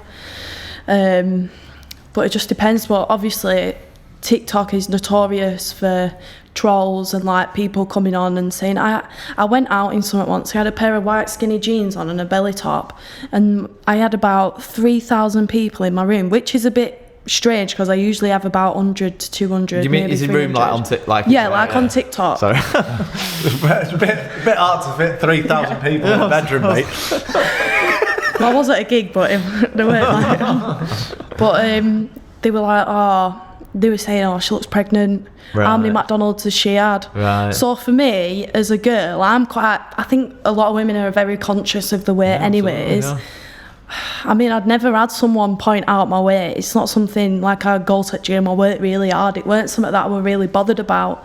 But you just open yourself to that sort of world where people are behind a computer screen or behind the phone, and they've got the balls to say that because they're not in your face. Like I'll get someone coming and they'll just put awful, or like she can't sing, or someone will put don't quit your day job. Yeah. I'm like, and does that stick with you, or are you? I mean, I suppose you've got you seem like you've got the good support network, but at the same time, you're not a celebrity that can bounce off people to help with that side of thing. You just kind of have to crack on with it, don't you? So how do you deal with that? So at the beginning, when I first obviously was going on TikTok Live, I wouldn't say it massively bothered me. I think if you're willing to put yourself out there like that, you should be willing to take people's criticism. People have opinions, and if they can give it to you, they're going to. And obviously on TikTok Live, that's what they can do. Yeah. And I see it all the time. Like, people feed off it. They feed off hating on other people. I don't, whether it's jealousy or, you know, maybe they just don't like him. And I was just like, I was trying to convince myself. I was like, these people are just, they're either jealous or they're just not very nice people. So I sort of had that mindset in my head. But then since I've been doing TikTok and I've sort of got this community of people that I speak to my followers, they message me, they like ask me when I'm coming back off holiday. And I've sort of got this like little support network. So every time I go on live, they're there. Yeah. And they come on, and if there's any haters, they start giving them shit. And I'm like, yeah, thank you. You know what I mean? Nice. My way of dealing with it's probably different to most. So like, at first, when I first put up stuff a few years ago, I was probably a bit in a place where I was a bit more sensitive. I think since I hit 30, I've just gone past that point of giving a fuck, to be honest. Yeah. So like now, I'm like, the way social media works, if you get comments, it boosts your engagement. So I thank them for the engagement. Tell them they're entitled to their opinion, but the odd one does piss you off. Yeah. So I actually just give it back now. Yeah. And I think I've had far more likes from stuff like that than I have on any of my posts.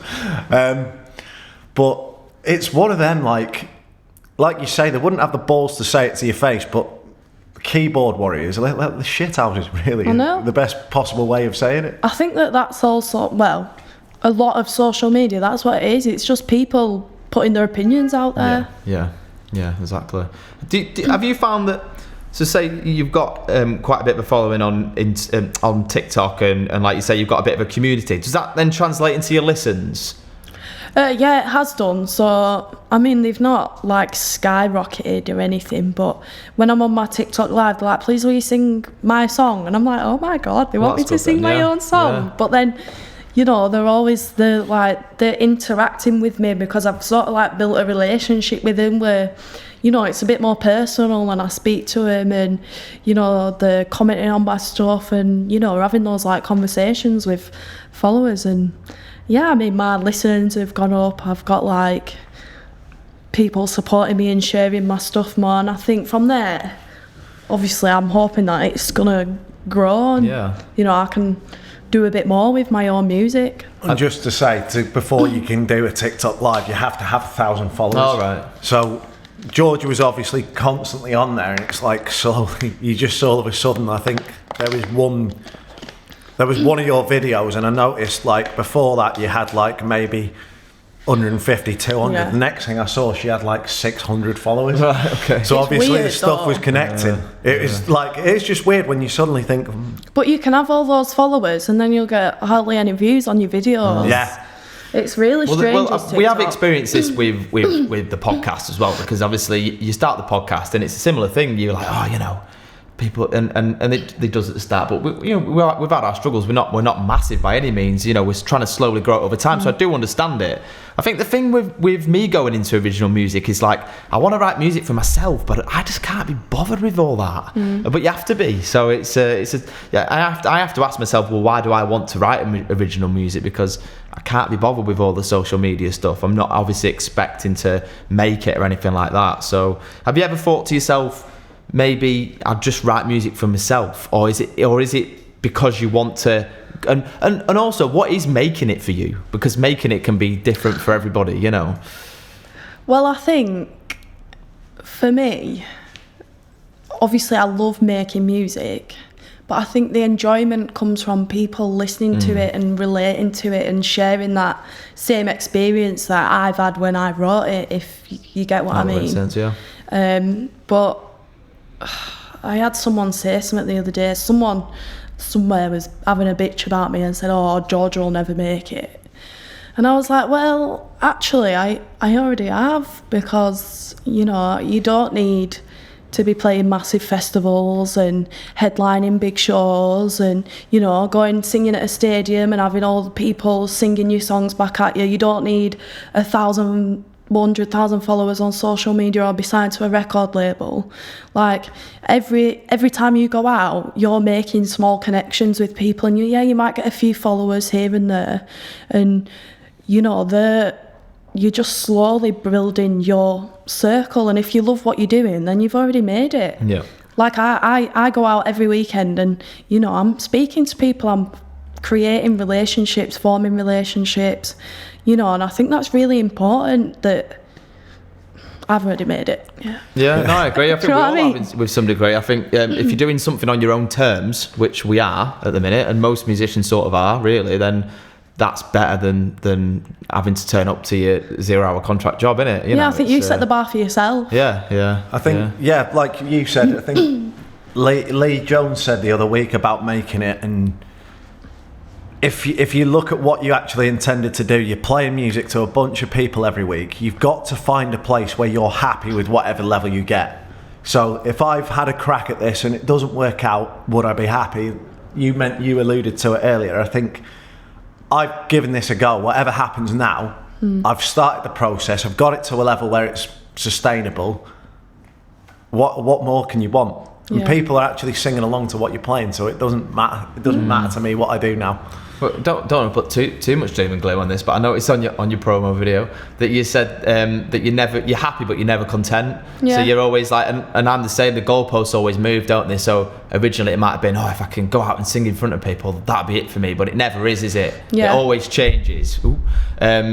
So where do you want to get to next? Is basically what I'm asking. So something that I'm starting doing at the moment is I've said I want to be out singing my own songs. I want my own show. I want, like being in a music venue and just having my songs and having an audience that are just there to see me sing my songs. So at the minute I'm looking for a DJ and some backing singers that can help me take my show to the next level. Obviously I'd love to be playing on some big stage. That'd be the dream, and I think that's the dream for most people that are doing what I'm doing and what you're doing. But I think that's the next steps. I'm a DJ as well. I've got my first event happening on Friday the 22nd of September, and it's an all-female DJ lineup. I always feel like in music there's not a lot of opportunity for women, especially in sort of like the festival circuit, like Parklife or Creamfields. Like majority lineup, it's all men. It's all male orientated, no offence. I'm not like saying men are great at what they do, but there's never, have you seen a full lineup of women? No, you're right. And I just thought, like, I know women do these jobs, I know women produce, but I think I've got one female producer on my Instagram and the rest are all male. Right. And I was like, I know these women do these jobs, like, where can I find them? And so that's sort of like what I'm doing at the moment. So my new event's called She Bangs the Beats, and that's happening in Preston. So I've got an all-female DJ lineup, but just bringing women together. Okay, where's that being held then? It's at a club called In Libra. Right. Okay. Which is it's a bit like stepping into Berlin. Is that Preston? Yeah, Friday. Have you had a good response for that then? Have you got the lineup for the sorted? event? Yeah, I've got the lineup sorted, which was quite hard. Funnily enough, I've got a friend in Ibiza that does events. He's been doing it for, I don't know, maybe all his life. And I rang him up and I said, look, I've got this event happening. Do you know any female DJs? And he went, no. I couldn't name you one. Right. It was like, I don't know any female DJs. And I was like, that was just the cherry on top for me. I was like, I've got to do this. I've got to find these women. Yeah, fair enough. I've got to provide more opportunity for them because clearly there's none. I mean, there will, obviously, every area will have them, but like you say, like, you probably notice some on posters, but most of the time I think you'd also just assume. I feel like the music industry is very male orientated. Like when I first went out, obviously I wanted to find a producer to make music. I've never worked with a female producer. I was ringing round studios. Every person that answered was a man. But I also think that if a woman had have answered at that stage in my mind, would I have been like, this is a bit weird if I go and work with a female producer, because it's something that I'm not used to. I'd be like, would she be any good? Do you know what I mean? And if it was a man, I probably wouldn't think like that, which is really strange.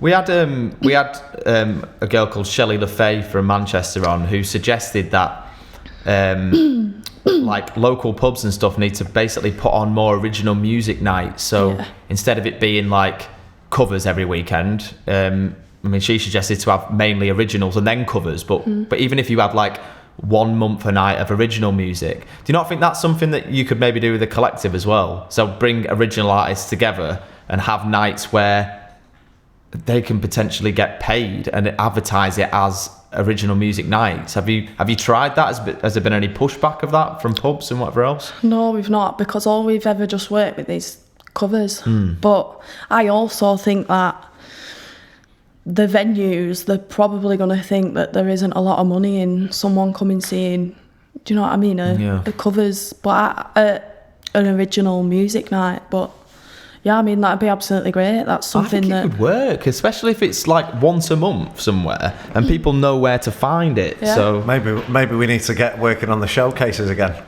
Yeah, and you build that sort of you build that what am I thinking, the anticipation of, well, this week it's the original music night. I think it could work, but it needs somebody to do it. It's the marketing of it as well. Like, I mean, like we've said before, like you get shady promoters everywhere, across city centres. Why couldn't it work in a local area? There's plenty of artists that would want to do their own stuff. Like you had Jacob Reddy on the collective books for a bit. I mean, I'm dying to find venues where I can go and perform my own stuff, because I feel like there's few and far between. It's a Ferret in it around here. Ferret is one. I mean, but I also feel like the Ferrets and places like that, they're all very like indie bands. Yeah. I think you'll find a lot of music venues are, but the Ferret do actually put DJ nights. They have different theme nights and stuff.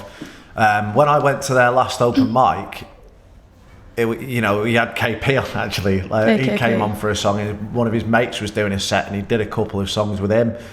It was so varied. It's a bit wild there, because it's kind of got that hippie punk indie vibe that they'll take on anything. Yeah. That has a bit of balls about it, really, is what I'm trying to say. So you'll be surprised at what gets put on there and what you can actually get going there. Yeah. I don't need to take offence to this, but like some of your TikTok videos and your music videos, I've sometimes thought, would it be worth you moving to somewhere like a city?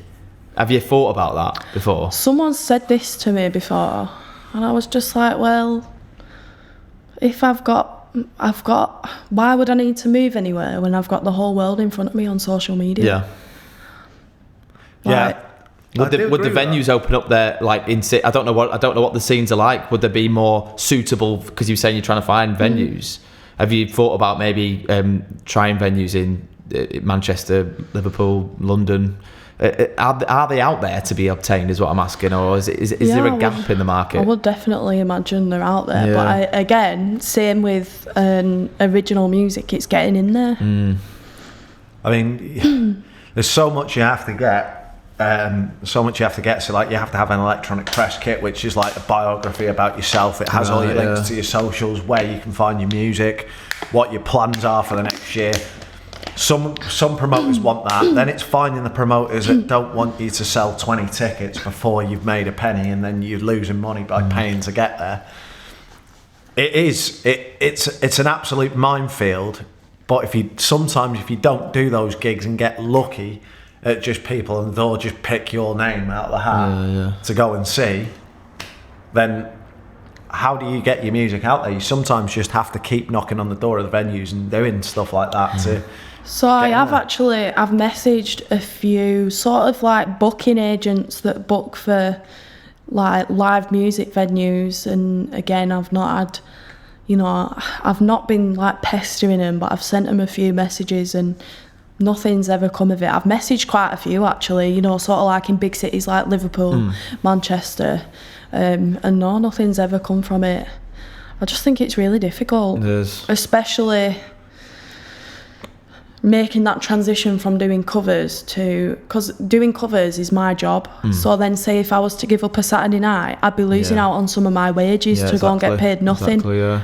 And I imagine it's pretty costly.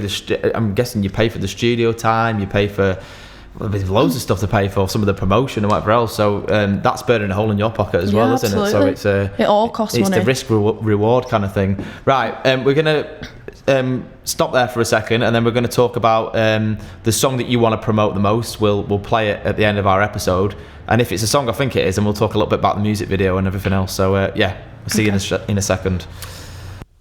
Hi there, how you doing? It's me, the legend that is. I'd just like to take a little bit of time out of the episode to promote a certain music shop that I've had really good experience with. So it is Blackstone Music, and it's located in Heskin Shopping Village. Chris Bannister there has been really helpful to me. I had trouble a couple of years ago buying from a sort of commercial superstore one of my acoustic guitars. So I went to Chris and ended up getting a completely new guitar. Ever since, he's helped me with, fixing bits and bats on the guitar, and he's just a really helpful, friendly guy who's always got the time of day for you with music-related questions and stuff like that. So big shout out to Blackstone Music. As I said, it's in Heskin Shopping Village. Go and have a look at it. They've got some great stuff there and some great service. Back to the episode. Right, we're back for the fourth and final part of the episode. I think it might be fifth. It might be fifth, yeah. Have you enjoyed yourself so far? Yeah, George? I've loved it. It's been great. Yeah. No, it's been a good episode. So we'll talk about the song, because obviously we play music at the end of our episode. We try to promote original music as much as we can. Yeah. So we'll talk about the song that you're going to promote at the end of this episode. Do you want to give us the title of it, a little bit about it? It's called Love You, Goodbye. Okay. So I actually wrote it about sort of like being in a relationship, but your sort of like values don't add up. So say like my boyfriend doesn't really want kids. He wants kids and he wants marriage, and I want the opposite. Right, okay. And it was like, I love you, but like journeys don't align, so goodbye. Right, okay, yeah. No, that's fair enough. And, wait till he sees this. He doesn't know it's about him. Right, okay. Well, let you cross that bridge when you get home. I'm looking forward to the domestic that we're going to hear about after this.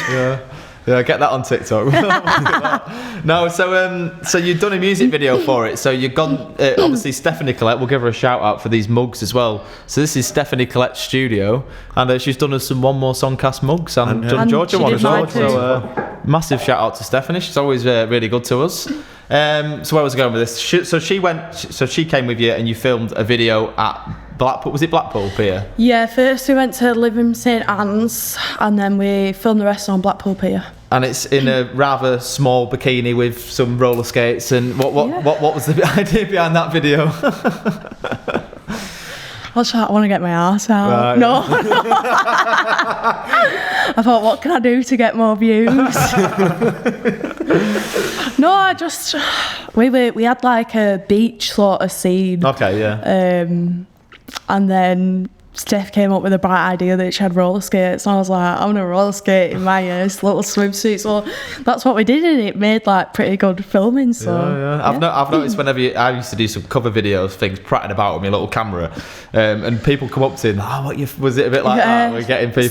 So we were filming under the pier on Lytham St Anne's, and two little girls were like, what are you doing? And I was like, I'm filming a music video. They was like, oh, are you a singer? I was like, yeah. Are you on TikTok? I was like, yeah, I am. Oh my God. And they ran over and got the phone. And I was like, I'm a celebrity. Yeah, cool. We actually had workmen when we were doing mine, because Luke filmed mine. And there was a bit in Curden Valley, and it was actually closed at this point of the year as well.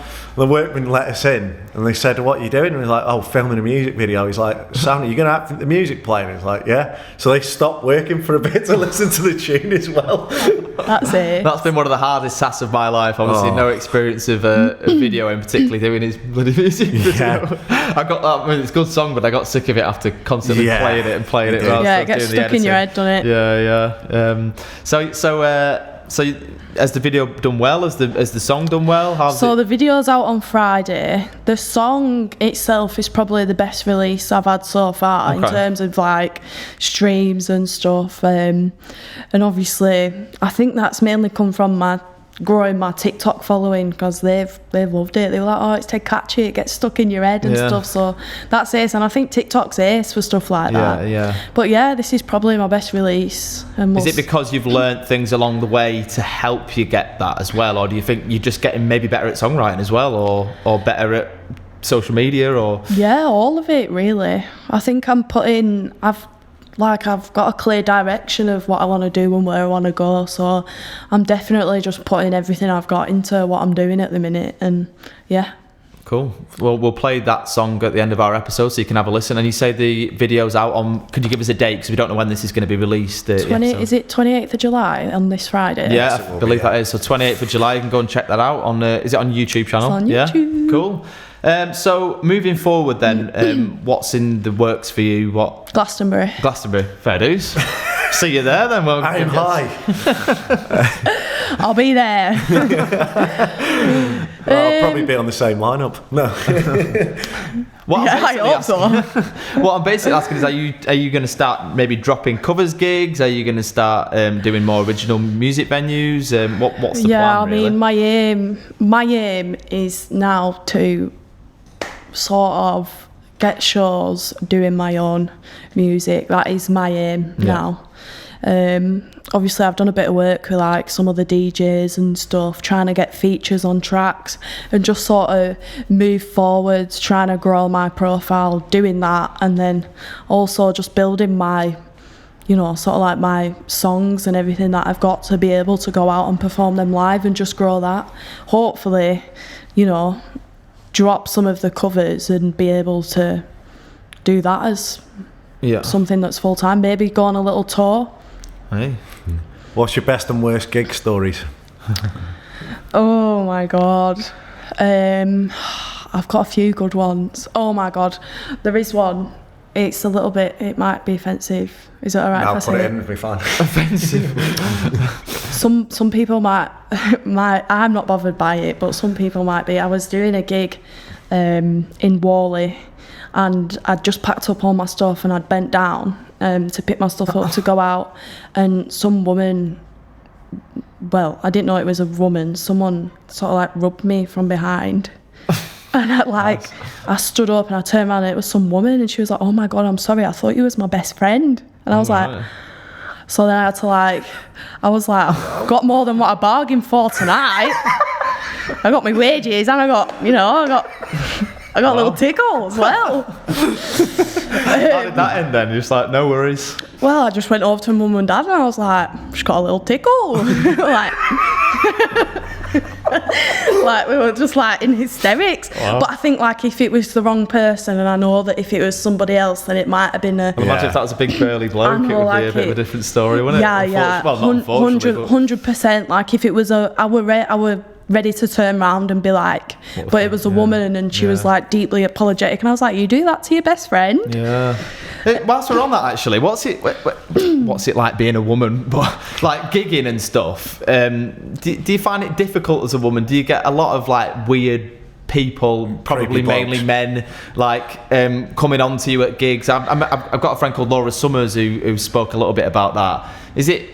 I know what the pub scene's like, when I'm a lad, and it's I feel like if you're a woman, it would be a bit more difficult, really. Everywhere I go, my family go with me, so a lot of the time I feel quite safe. But I have had a few gigs where, I've had men being a bit strange. I had some guy once. He sort of was intensely staring at me. I thought it was funny, but I was on my own, and he sort of walked up. I was on a little high surface, and he sort of walked up and intensely stared at me from here. I've actually got a video of it from it was on TikTok Live, and he just stayed there for ages, and I felt a little bit uncomfortable, and people on my TikTok were like, are you okay? Right. Is this girl okay? So I've had stuff like that happen to me. I've told you to stop doing stuff like that. Was it you? No, I was doing it at another gig. No. So I've definitely had some weird things happen to me at gigs. I was at the Plough on Pall Mall. No, that's not the bad pub. That's not the worst pub on Pall Mall, is it? Yeah, I don't know. But Pall Mall's not great generally, is it? No, not great. But I have quite good nights in there because last time I was there were about 10 men all with the tops off dancing naked in front of me. Like one person took the top off and then they were all dancing around like raging lunatics with no tops on. And I was like, what the hell is going on? So, there was a really good question I had. Sorry. No, it was around sort of that. No, never mind. So obviously you're getting into original music now. You'll have come across other artists. Obviously, we're here mainly to promote you and support you. Is there anybody you've noticed along the way that's a struggling original artist like everybody is, that you've thought, they're really good, I'd like to maybe work with them or just promote them generally? Is there anyone you've spotted? Or it could be cover singer as well, to be fair. We do just have, who would you recommend, you know? Who would I recommend? This is really bad, but I don't know. No, fair enough. I mean... Defined by... Lee. When I think of like an original, like when I did my release party and I was looking for someone that does original songs, the only person that really sprung to mind that I actually know is you. Like I don't know any. I don't know anyone outside the scene. I know Connor Banks writes his own music, doesn't he? Yeah, Connor Banks. I'm trying to think of others. I mean, Jacob Reddy, I've seen. His music's very almost. It's almost like reminiscent of teenage years, Jacob, because he's very young, isn't he? Yeah. But I think I saw him perform live and I was actually really pleasantly surprised by him the other week. Yeah. But yeah, anyone else you'd recommend at all? Just a cover singer? Chris Healy, he's good. Yeah. I'm trying to think of someone that's not obvious. Yeah, that makes sense. No. We'll give you that 4 and then we'll give you one more. Is there anything that you would change about the music scene as it is right now? So we're thinking we're a local music podcast, so maybe how the cover scene operates, how it could be anything. It could be just what your general experience is with punters or bar owners. Would there be anything that you would change? For me, when we've spoke about it, it's like you don't feel protected sometimes. So when it is a rowdy night, you feel like your speaker could get smashed and stuff. But there isn't a lot you can do about that. Is there anything that springs to mind with you? Would 100% second that. All right. Okay. Yeah. But I guess not feeling like it's such a competition. Do you know what I mean? Between artists. Yeah. Do you feel that? I don't often feel that, but I know what you mean. I think definitely with the realms of social media and other women that are doing what I'm doing, definitely there's this sense of like competitiveness. What are they doing? I should be doing that. Do you know what I mean? Do you think that comes mainly more from yourself, or do you think there's like an arrogance and an ego with other people that make you feel that way? A bit of both, really. Yeah. I'm a very competitive person. Yeah. Which isn't such a bad thing, but can be a bad thing sometimes, because I always feel like I want to be the best at everything I do and I won't settle till I'm like the best at everything, and I'm a bit of a perfectionist in that sense. So yeah, I guess a bit of both, really. Try finding somebody for your wedding. That's tough, because we've got our wedding next year. Have you? I'm like, no, we're not having them. Congrats. No. Yeah, so that's my ego. I'll do it. But yeah, what you were saying about speakers and stuff, I've had... a couple of weeks ago I was doing a gig and I had someone spill a full pint of Coke all over my mixing desk. And it was just horrendous. Yeah, it's not a lot you can do, is it? Because obviously pubs can't afford security guards every night. I know a girl that has, I don't know what they are, like, ropes. Oh, right. I just think that's a bit pretentious. But yeah, that's the thing, innit? I don't want to look pretend. I want to connect with people, and I feel like there's that barrier there, and you're like, oh, I'm better than you. Yeah. You could have done with that one for Bryan Adams' woman on Friday, though. Yeah, this woman insisting. I mean, we were wearing in-ear monitors that night. We were trying them out, weren't we? So I couldn't even fucking hear her. But do Bryan Adams. I don't know any Bryan Adams. Just do it. Doesn't really work like that. Just do it. I felt like going night, you know. I felt like going up to her and said, you know what, that radio is broken down there. Go and fix it. And waited for her to say, I don't know how. And I've just gone, I knew you'd get there in the end, love. But yeah, I wish I'd have said it now. Yeah. I think that's another thing though, like when someone comes up to you and they're like, oh, can you sing this song?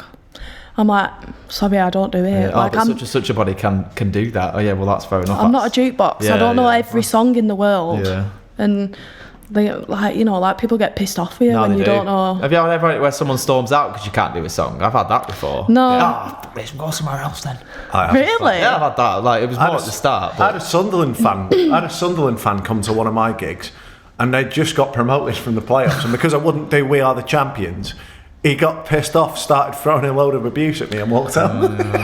I think the other thing is when they want to get up and sing. Oh yeah, you get that as well. I was gigging somewhere and every time the music went quiet, can I sing like that? And I'd be like, no. Yeah. It's not karaoke, love.